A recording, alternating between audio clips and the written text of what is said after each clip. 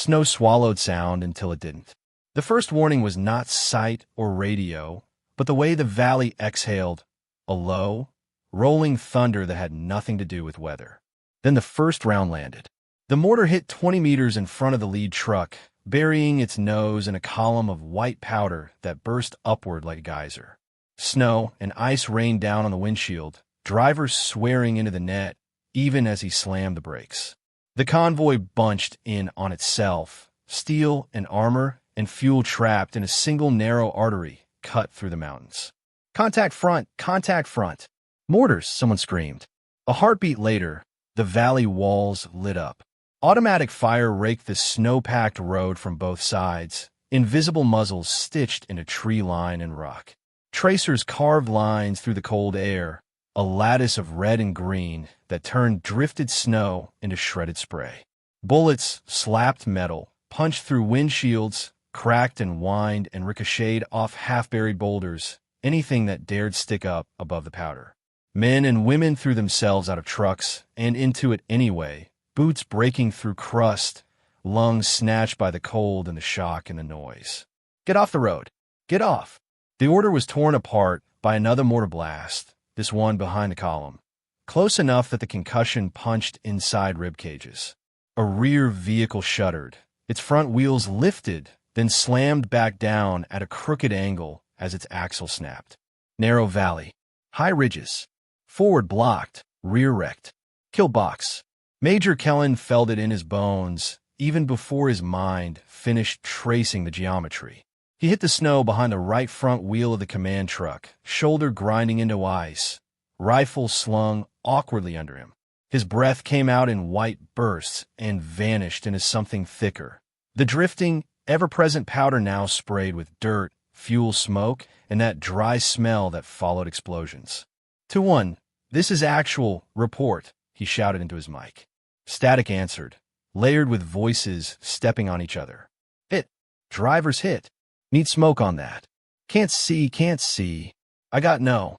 The net was jammed with panic and something else. Intermittent digital squeals, a pulsing tone that seemed to chew through syllables.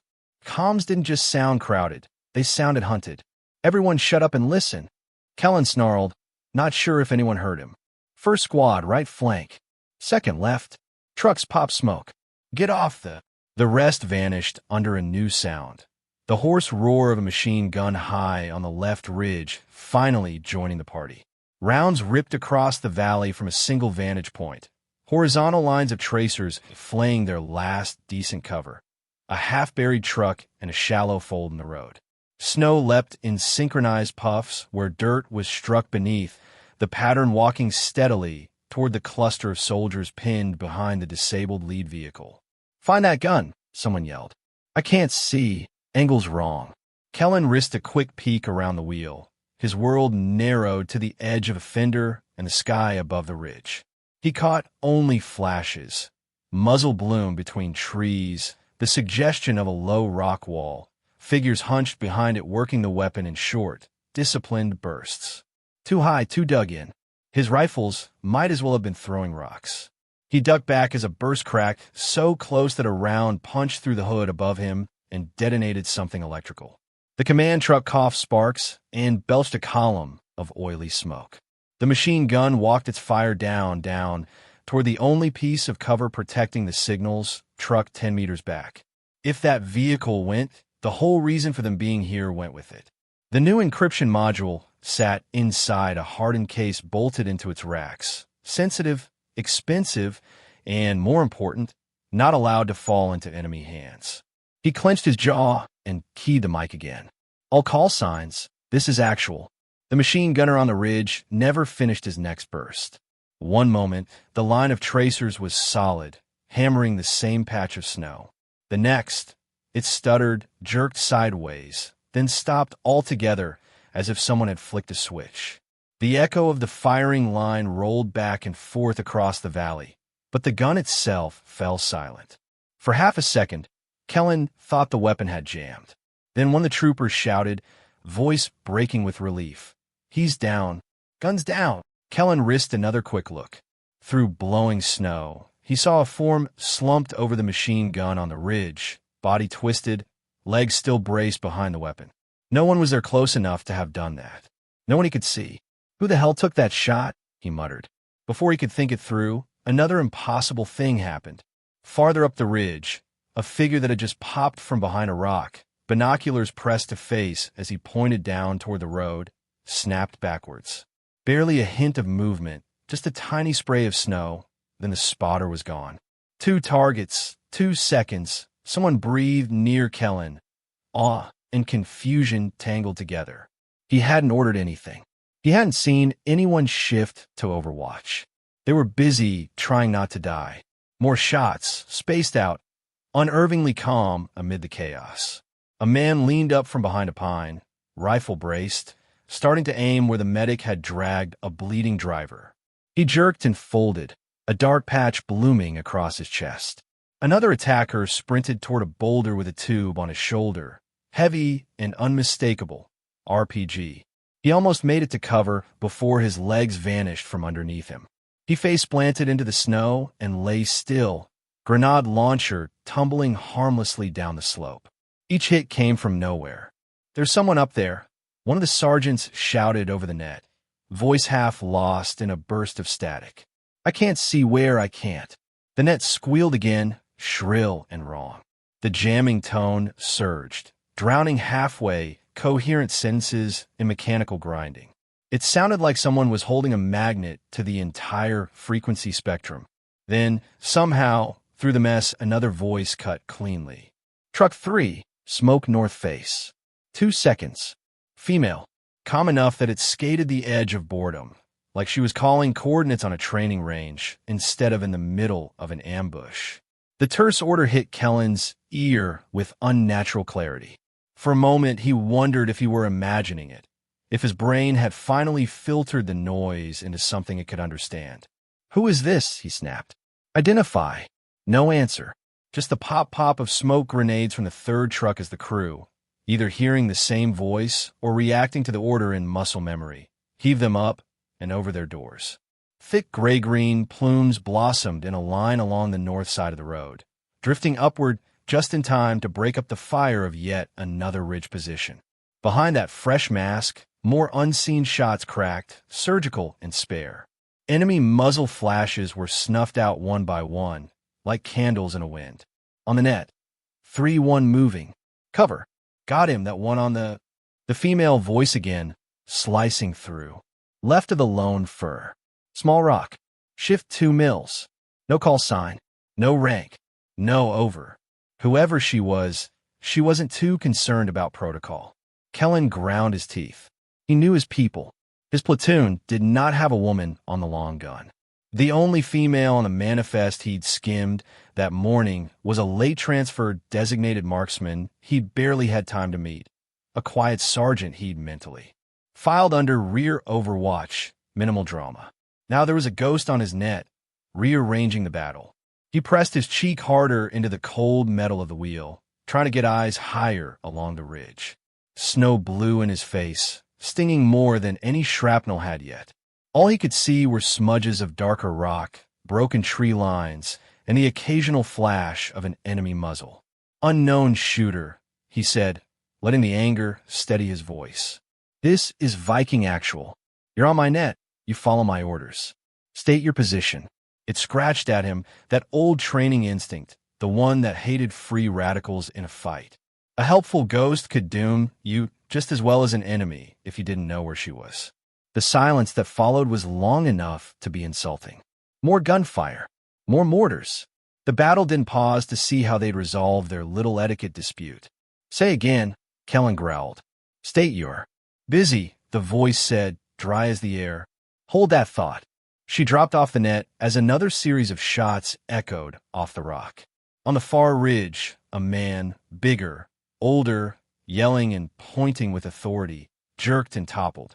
The rifle at his shoulder flew from his hands.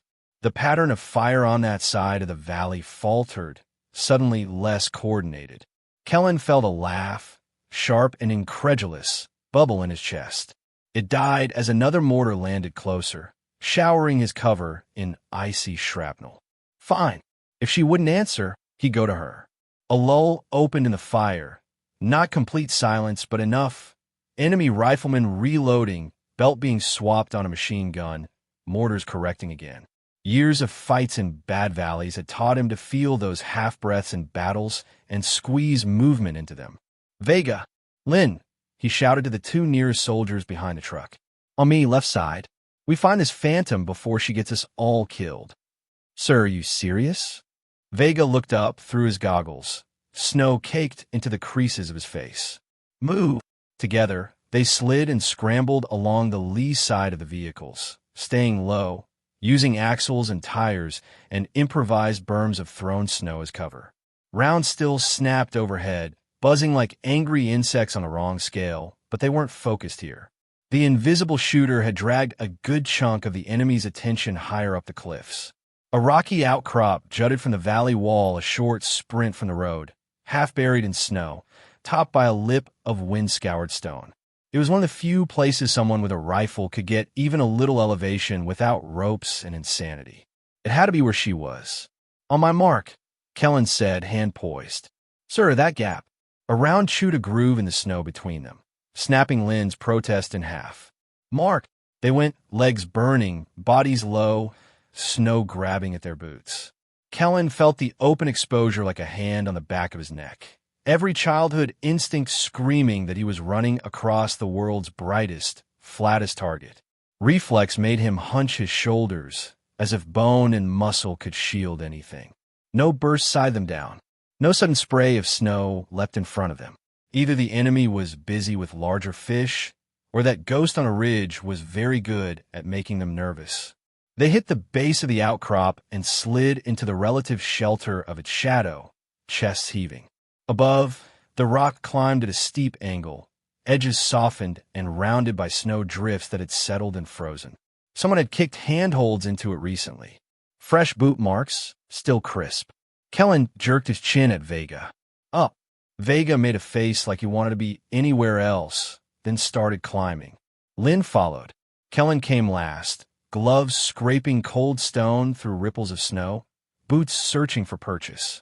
The rock was rough enough to climb without gear, but one bad slip would still put him on his back at the base with a broken something. Voices slid past overhead, muffled commands in a language he didn't speak fluently, but understood in tone. Search, flank, push. They crested the lip in a staggered line, rifles up, eyes searching. He expected some hulking special operator in ghillie and plates, smug and out of breath, maybe with a high-end rifle resting on a bipod. Someone who matched the arrogance in that word. Busy. Instead, he saw only a slice of her. A gloved hand, dark against the snow, steady on a rifle that lay cradled along the rock, muzzle dusted white. The barrel was pointed high, the angle steep enough to make his neck hurt just looking at it. The rest of her was tucked behind a broken slab of stone, body positioned so that from below she'd vanish into the rock. He took a step to the side to see her face, and that's when he saw it. The metal of her rifle was worn in all the right places, the finish rubbed by years of hands and sling. Scratches and dings were scattered across the receiver like a history written without words. And there, just above the magazine well, someone had taken time to engrave an insignia deeply into the steel. It wasn't regulation. It wasn't any unit crest painted on helmets around here. The small emblem had been etched with care, then worn by years of skin and fabric passing over it, until the grooves had taken on a darker sheen than the rest of the metal. Kellan knew it, not as a picture on a wall, not as a patch he'd ever been authorized to wear. He knew it from rumors that drifted through staff offices and after-action briefings that never saw the official record. A deep recon and counter-sniper element that had, according to paper, never existed. The kind of people you brought in when a battlefield needed to be surgically quieted without anyone admitting it had ever screamed. His smirk, weapons grade, honed over a decade of dealing with nervous lieutenants and overeager sergeants, died so fast it left his face aching. "What the hell are you?" he started, but the words came out softer than he'd planned. She half turned at the sound of his voice. Dark hair tucked under a beanie, goggles pushed up, snow caked along her cheek. Eyes that flicked to him, took measure, then went back to her scope in one smooth, efficient arc recognition flickered there too, brief and guarded. If his face said, "I know what that is," hers said, "I know you're not supposed to." "Get down," she said. "You're skylining." He opened his mouth, some combination of order and demand reaching for his tongue. The mortar that landed then didn't hit them directly. It didn't have to. The round buried itself in the slope below, into the side, the explosion throwing up a wave of snow and rock that hit the outcrop like an ocean swell. For a moment, sky and stone and white all traded places. The roar drowned out everything. The scream of metal, the snap of gunfire, even the heartbeat hammering in Kellan's ears. He saw the rifle, the insignia, the hand gripping it tight. Then the world went pure, blinding white. Earlier that day, the mountains had still pretended to be peaceful. Blue light pooled in the hollows between ridgelines, the kind of blue that hurt eyes not yet awake. The snowfields around the border outpost caught the first bands of sun and gave them back reluctantly, pale gold smears on a canvas of white. Diesel exhaust plumed from a line of idling trucks, creating slow-moving ghosts that clung to the ground before drifting toward the wire. Boots thudded and scraped on packed snow. Someone laughed at a joke that hadn't been very funny. Someone else cursed at a frozen latch, breath puffing in front of their face. Metal clanged. Straps were tightened. Radios tested, weapons cleared, and safeties clicked. Sergeant Mara Reyes sat on a crate just outside the prefab command shack, a rag of oil-darkened cloth in one hand and her rifle in the other. The weapon lay across her lap like something alive, patient and familiar. Her gloved thumb worked along the receiver, rubbing at a stubborn streak of carbon that probably didn't matter to anyone but her. Light caught the shallow grooves on the side of the metal, the same worn insignia that would later wipe a major smirk away. At this hour, in this quiet, it looked smaller, just a scar on steel like any other. She traced it without thinking, fingertips bumping along the edges. Inside the shack, voices rose and fell. A map thumped onto a table. A marker squeaked over laminated plastic. She listened more than she watched. Years of sitting perimeter on briefings she wasn't technically part of had trained her ear to pick out what mattered. Tone, pace, where the pauses fell. Who interrupted whom? Simple escort, Major Kellan was saying. Small footprint, in and out before lunch. Route in red, route back in blue. Questions. She heard a chair scrape. Sir, that valley knows. Kellan cut in with a dry chuckle. I've heard the ghost stories. It's a road. We drive it. We're home by afternoon chow. The big thing is time. We miss this satellite window. Hire gets cranky. Time. She filed that away. The door banged open on a blast of cold and a tall, freckled lieutenant stepped out, tucking his notebook into his plate carrier. He shot Reyes a nod as he passed, the kind of quick, polite acknowledgement you gave someone whose name you'd read once on a manifest. Brief at 2 minutes, he called toward the vehicles. Reyes kept cleaning her rifle. Sergeant. She looked up. Major Kellan stood in the doorway, coffee steam curling around his face. He was mid-40s, weather, not years, doing most of the work around his eyes. His rank sat on his chest, his authority in the relaxed way he took in the motor pool with a glance. He had the bearing of a man who'd been in enough fights to know which ones to be worried about. He didn't look worried now. We're breathing the same air, sir, Reyes said, rising to her feet. He had a rifle. Sergeant Mara Reyes. Late edition. Yes, sir. She snapped a parade rest, eyes forward. He took a sip of coffee, watching her over the rim. I don't know what you did to get reassigned to my motley caravan, but congrats, you get the best seat in the house. Last truck, right side. Rear overwatch. Yes, sir. You've run convoy overwatch before? Yes, sir. She could have said, I've spent more hours looking through glass at vehicles in single file than I've spent sleeping in some years. But he hadn't asked that. He waited for elaboration. When none came, he gave a faint snort that might have been amusement, or mild irritation. Hard to tell with majors. You see anything you don't like along that route, you call it. But just so we're clear, the route is the route. He jerked his chin toward the shack. Hire likes it, weather likes it. We're not going to redesign the map because you don't like how a hill looks. Reyes hesitated, then nodded. Yes, sir. He started to turn back inside, then paused. His gaze dipped to the rifle in her hands, to the etched mark on the metal. Something flickered in his expression, too quick for anyone who wasn't looking. You do good work, he said. We'll all be friends by tonight. Before she could decide if that was reassurance or warning, he was gone. At the back of the nearest truck, a young radio operator with perpetually wind-reddened cheeks nudged his buddy and tilted his head toward her. That the new one? He asked, not bothering to lower his voice much. The ghost, the buddy replied. Yeah, replacement from somewhere warm. Probably. File came in half blacked out, so you know she either screwed up or did something cool. Looks quiet, the first one said, as if quiet were a character flaw. Yeah, the second agreed, until she starts collecting ears. They both snickered, lost in their own little pool of bravado. Reyes heard them. She didn't look over. She finished wiping down her rifle, checked the chamber twice, then stood, slinging the weapon with practiced ease. The sling slipped over the scarred patch of her shoulder where a doctor had once told her the bone had been powdered nicely, actually considering the fall. She stepped into the briefing circle with the others as Kellan spread his hands over the map laid across the hood of the command truck. All right, listen up, he called. We've got one job today. Babysit the smart truck. The signals vehicle behind him looked like any other armored box on wheels, except for the extra antenna arrays jutting from its roof like a crown of thorns.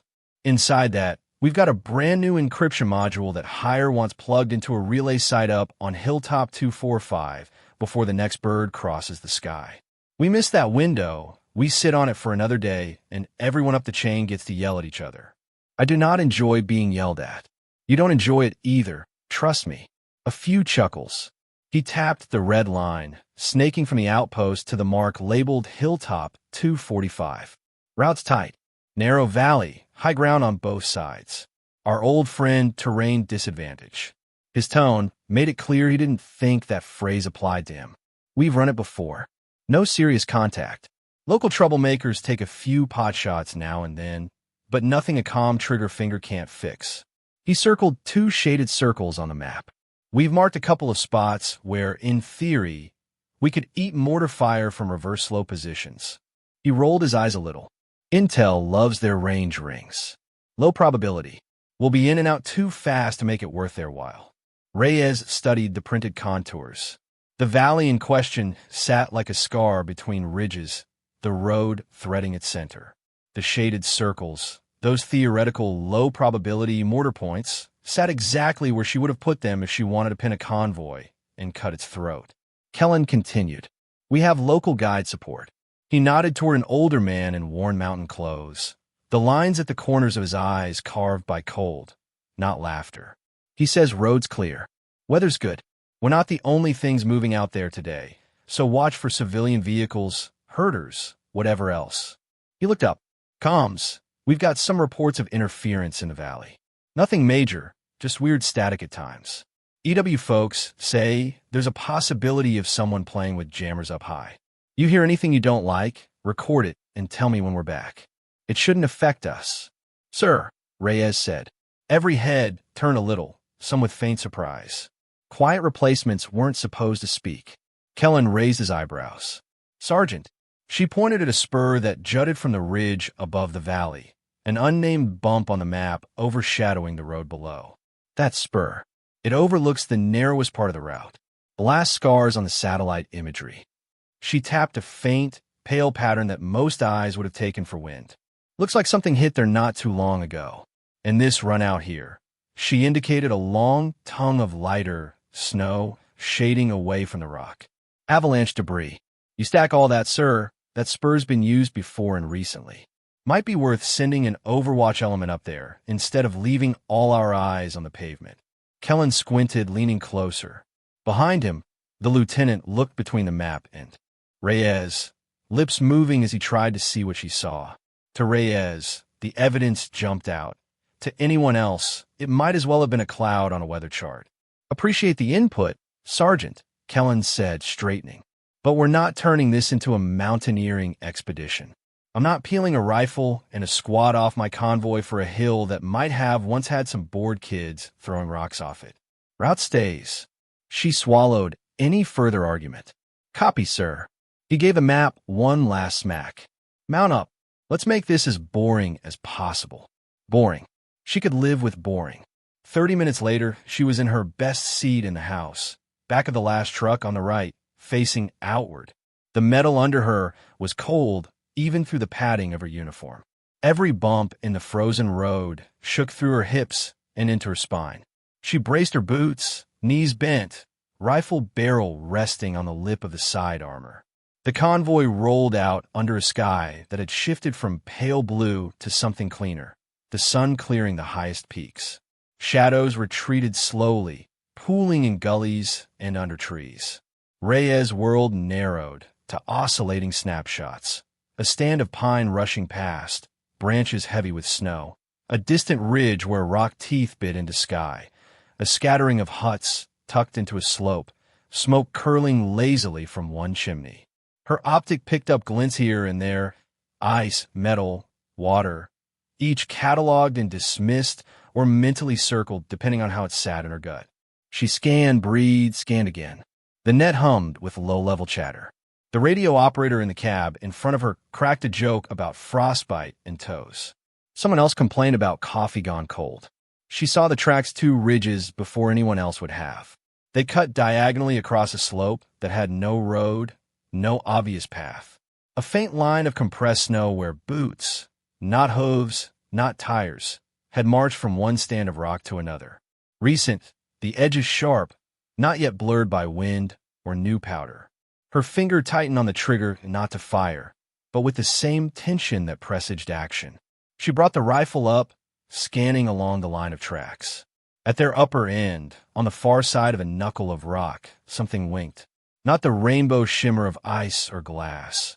Something cleaner, a tight, bright flash at a precise angle. She keyed her mic, rear overwatch to actual. Possible glass, high ridge, bearing Tunzuro, above the stand of three pines that looked like they want to die. There was a pause. Then a squad leader's amused drawl. Rear overwatch, this is 2-1. That's called the sun, Sergeant. Snickers on the net. Reyes kept watching. The glint vanished as the convoy's angle shifted. Actual, she said again, more measured. Recommend we treat that ridge as occupied. If they're glassing us from that height, they're not tourists. Actual copies, Kellan said. His tone was that of a man humoring a particularly cautious driver. We'll keep our heads down. You stick to your lane, Sergeant. Rear overwatch. Eyes back, not climbing mountains you don't need to. The rebuke was mild. It still lodged between her ribs like a sliver of ice. Copy, she said again. The road climbed. The world opened. They crested a rise, and the valley spread out before them like something from a postcard. The road cut between flanks of rock and pine. The snow in the basin below pristine and untouched, a smooth, white plain between sheer, dark shoulders.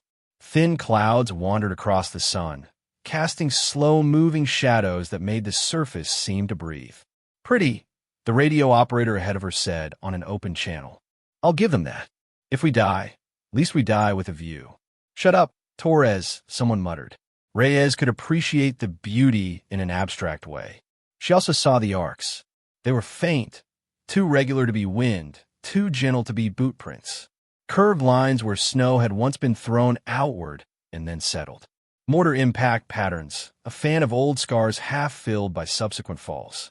Whoever had fired them had been adjusting, walking rounds in, practicing on this valley. Her stomach tightened. Her left hand slipped down, fingertips finding the engraved insignia on her rifle, pressing against the cold grooves. It was a habit she'd thought she'd broken. Apparently not. Sergeant. Torres glanced back over his shoulder. You good? Fine, she said. He grinned. Just the ghost in the back. Don't haunt us, okay? Eyes forward, Torres, she said. The local guide rode in the cab of the lead truck, hunched over the map as if proximity to the paper would make the lines less abstract. He raised his head as the convoy descended into the valley, eyes scanning the ridges. His expression tightened for a heartbeat before smoothing again. He keyed his own radio, hooked into a local net. This valley, he said, his accent putting new weight on old words, eats sound. Say again, Kellan asked. You shout, it comes back wrong, the guide said. Echoes strange. And it keeps secrets. Men go in there, sometimes they do not come back. Old stories. Good thing we're bringing trucks and guns and not stories, Kellan replied. Reyes watched the man's hands. They flexed on the edge of the seat, knuckles pale against sun-darkened skin. The valley welcomed them with quiet. Tires crunched on frozen ruts.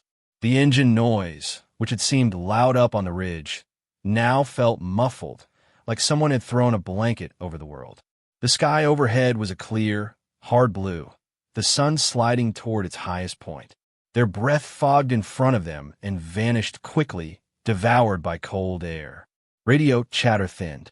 Sometimes in places like this, people felt the urge to lower their voices, as if the mountains themselves were listening.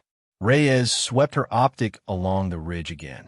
No glints, no tracks she could see from this angle. Just trees, rocks, snow. Her watch vibrated once against her wrist, a gentle reminder she'd set. 90 minutes until the satellite's window.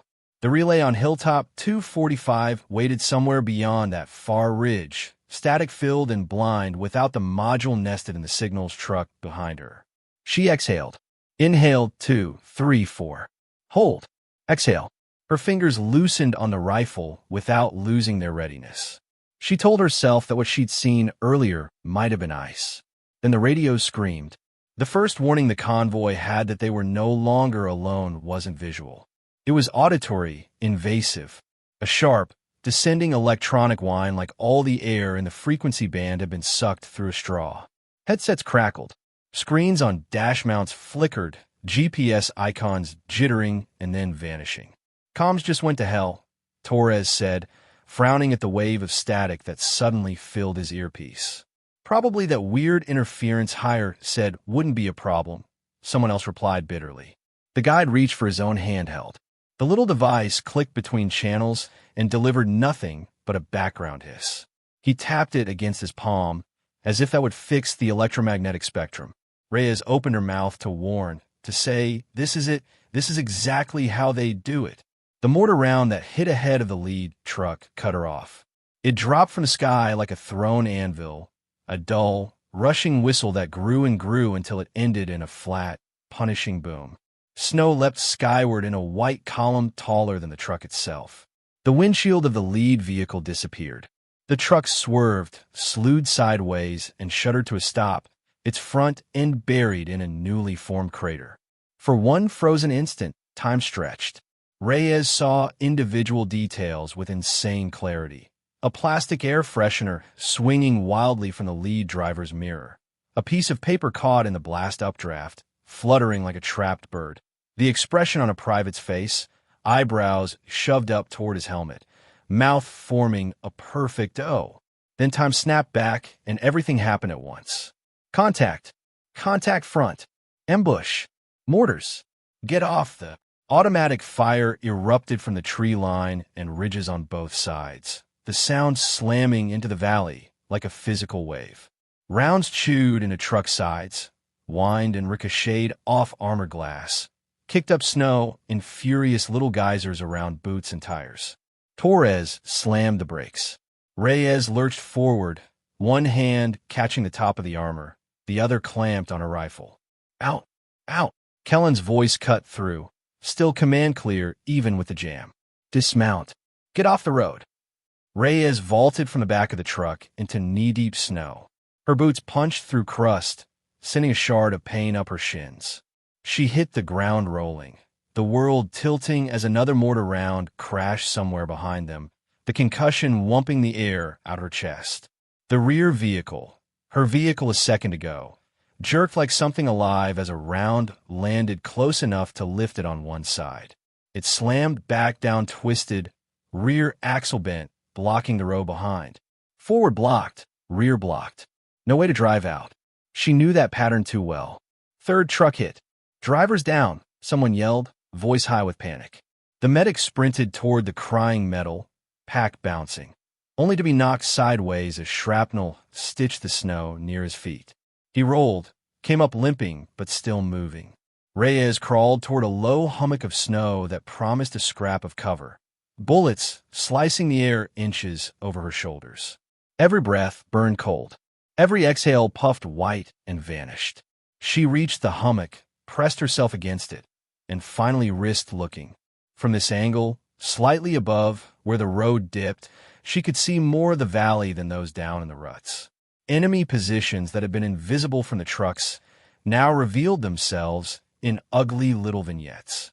On the left ridge, muzzle flashes winked from behind a notch in the rock, likely the machine gun that would shortly start scything their cover. On the right, shapes moved between trees, ducking, firing, repositioning.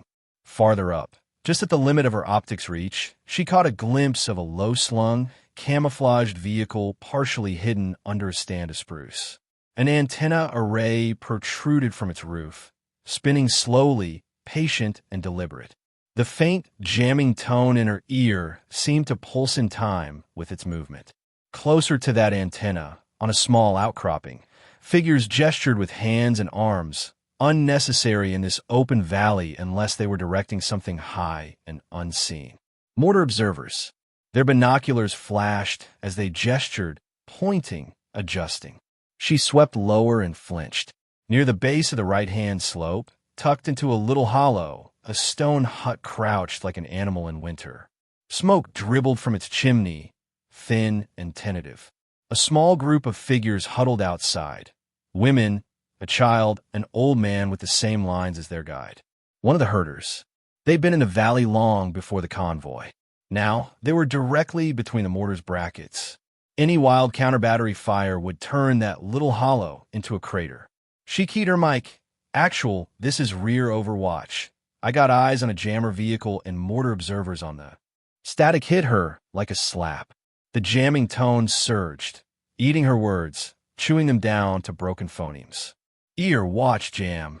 Kellan's voice came back, fragmented. Say, your lock. She pressed her lips together, anger a brief, hot flare. At herself, at the air, at whoever had put that antenna up there at exactly the right height to blind them. Down on the road, Kellan crouched behind the command truck's front wheel, staring at the same valley from a much more limited perspective. He could make out muzzle flashes, rough positions, the vague arc of incoming mortar fire, but not the jamming node coordinating it all.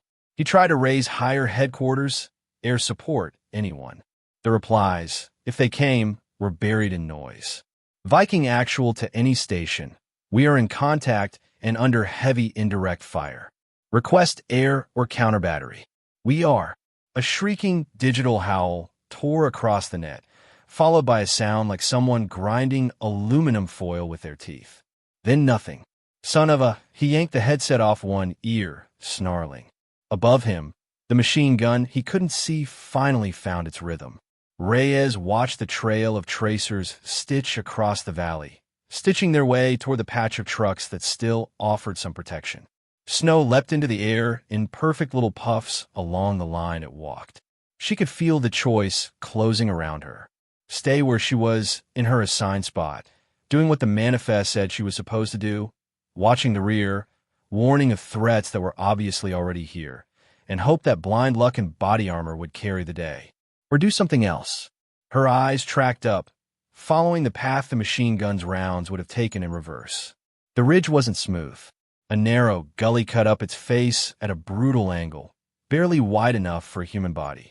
It climbed toward a cornice ledge that hung out over the valley like a shelf, a place where someone insane or desperate could lie prone and see almost everything.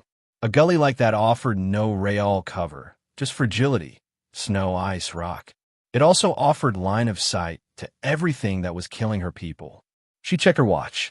90 minutes to make the uplink window had become less than 30 until the enemy nullified the question entirely. She keyed her mic again. Actual, this is rear overwatch. I can get above them. Only fragments made it through. Can above? Kellan heard it as a garbled half-idea. What? Reyes, where the hell are you? Stick to your position. We need. The channel dissolved into noise again. Reyes exhaled once. The decision solidified. She slung her rifle across her back, tightened the straps so it wouldn't swing, then reached for the climbing sling clipped to her belt. She kissed her teeth against the inside of her cheek, a habit her old spotter had hated, a tiny, sharp sound that said she'd made up her mind. "Sergeant, what are you doing?" Torres shouted from somewhere below, seeing her silhouette move in a direction nobody had ordered. "Job," she muttered, more to herself than to him. She pushed off from her meager cover, body low, and ran for the base of the gully. The snow there was harder, packed by wind. She kicked at it, boots searching for patches of ice solid enough to hold weight. Her hands found cracks in the rock, fingers numbing almost instantly as skin met stone through thin gloves. A mortar round hit somewhere farther downslope, close enough that the gully vibrated under her.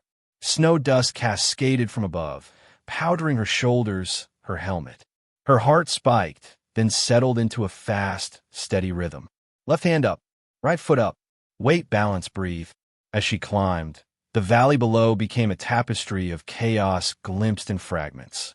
Through one momentary gap between rock and snow, she saw the medic dragging a wounded driver toward a truck, both leaving red streaks.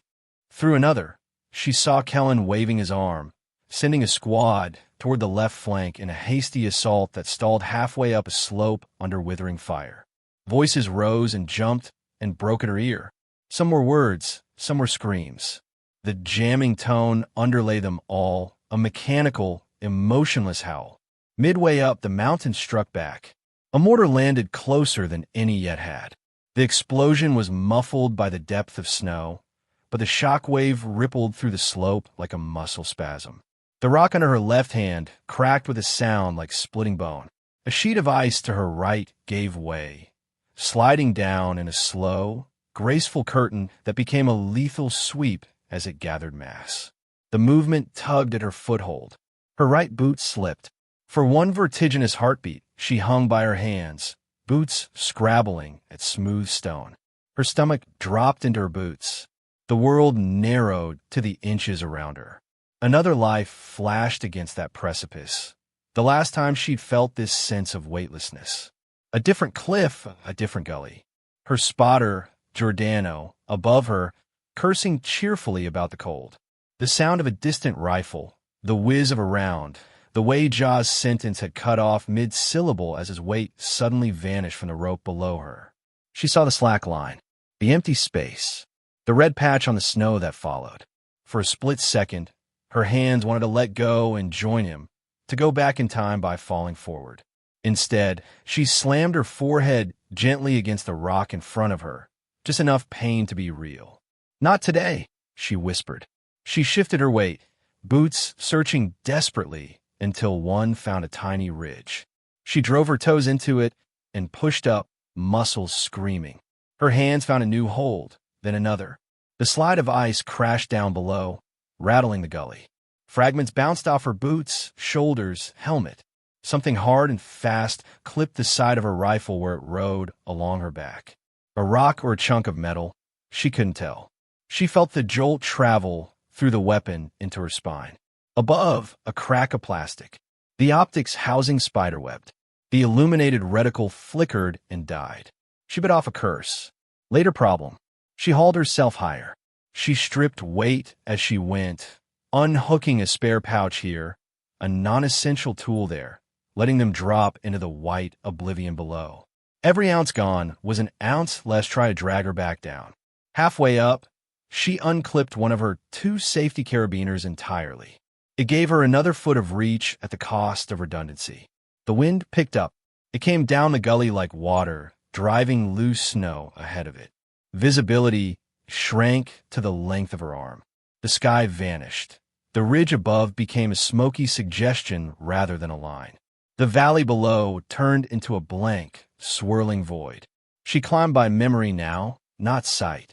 Her brain overlaid the last clear image of the ridge onto what she could no longer see. That cornice ledge had been slightly left of center. The rock under it had been darker, jagged. She angled her body toward where that had been, trusting senses that didn't rely on eyes. Her watch vibrated again. Time kept doing its slow, cruel thing. When she finally felt the terrain ease under her hands, it was almost a surprise. Her right hand reached up and found not another vertical grip, but a horizontal edge. She hauled herself onto it with the clumsy grace of pure exhaustion. Snow spilled off her chest and arms as she flopped onto the ledge. For a moment she just lay there, cheek pressed to ice, lungs heaving. When she rolled to her side and pushed herself up in a prone, the valley dropped away beneath her in shocking clarity. The wind had scoured this ledge clean, leaving only a thin layer of crunchy, transformed snow. From this vantage, the world she'd just been inside turned into a diorama. The convoy looked tiny, little boxes of metal scattered along the narrow cut of the road, smoke rising from 2, 3 of them. Dark figures moved between them like ants, some fast, some slow, some not at all. The stone hut with the civilians crouched in its lee had a fresh scar across its roof where a stray round had opened a strip of wood, smoke now mixing with something darker. The ridges opposite revealed their secrets. Nest after nest dug into rock and behind trees, muzzles poking out just enough to spit flame. The machine gun she'd marked earlier gnashed away from a low wall, its crew intent on mowing down any movement toward a better firing line. Higher, the jammer vehicle sat almost smugly, its antenna turning, the signal it spat chewing holes in the air. She unslung her rifle and laid it gently along the lip of the ledge. The optics casing was indeed cracked, a spiderweb of fracture lines distorting the glass. The little battery that powered the illuminated reticle had been crushed. No more lit chevron to center her shots. She popped the optic off and set aside. Underneath, simple backup iron sights waited, plain and unadorned, the kind of thing some shooters never practiced with because they trusted glass too much. "Guess it's you and me," she murmured. The wind tugged at the words and stole them. Her breath steadied. Her fingers settled. Whatever else she was, replacement, ghost, problem from someone else's past. In this moment, she was exactly where she had to be. Down in the valley, the machine gun's tracers walked toward the men and women behind the command truck, and Major Kellan, crouched behind ruined metal, lifted his head one more time to try and see where salvation might come from. He never saw the shot that saved him. From Reyes' vantage, the enemy machine gunner was a figure tucked behind low stone, profile just visible when he leaned to adjust his lead. The angle was bad, the distance long, and her sight picture danced with the tiny tremors of a body that had just fought gravity. She let the tremors settle. Inhale 2, 3, 4. Hold. The world shrank to the rear notch and front post, the target beyond. Exhale halfway. Hold again. When she touched the trigger, it was less a pull than the completion of an idea. Her shot cracked. The sound carried oddly in the thin air. Through her sight, she saw the gunner's head snap back, body collapsing sideways into his own weapon. The stream of tracers hiccuped crazily and then stopped. She didn't watch him fall.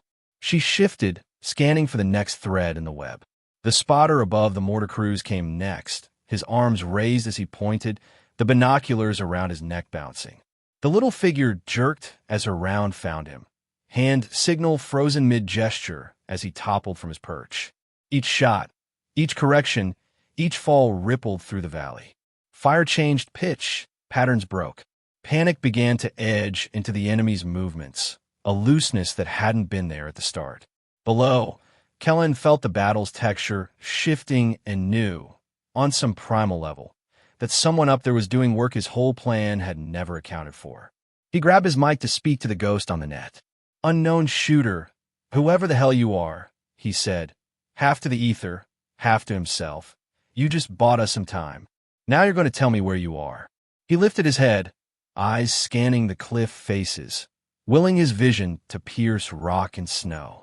Now, above him, a woman on a narrow ledge that no manifest had ever mentioned settled more firmly into the snow, built a target ladder in her mind. Sniper, observer, jammer, guns, leaders, and began systematically to cut the valley's metaphorical wires. Down on the road, he keyed the mic again, trying to overlay control in the chaos. "Unknown shooter," he said, voice firm out of habit, even as shells still fell. "This is Viking Actual. You're on my net. State your position."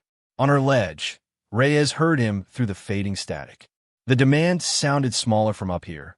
less like a challenge and more like fear weighted with responsibility.